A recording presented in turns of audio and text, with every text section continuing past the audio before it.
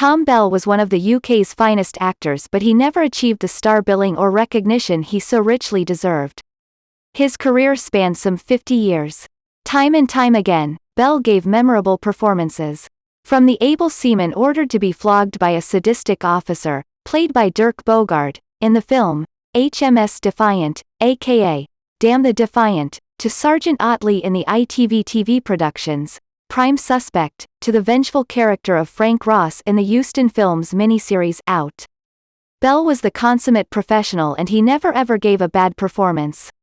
When the kitchen sink dramas became fashionable in the 1960s and floods of angry young men emerged onto the scene, he was in good company along with Albert Finney and Tom Courtenay, to name just a couple.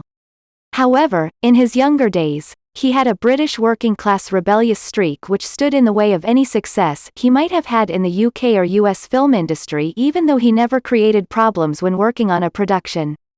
One incident in the early 1960s probably damaged his career more than any other.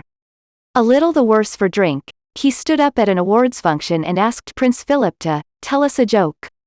In fact, so the story goes, Prince Philip handled the problem well by replying, "If you want jokes, you should get a comedian."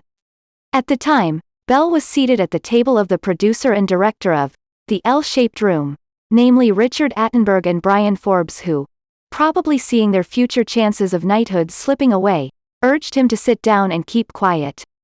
It was reported that Leslie Caron, who starred with Bell in The L-Shaped Room, later talked to Prince Philip, who said he was amused by the actor's remarks, even if Attenborough and Forbes were not.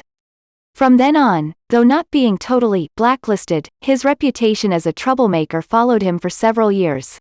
From the 1970s until he died on October 4, 2006, Bell came into his own with a long list of impressive TV credits.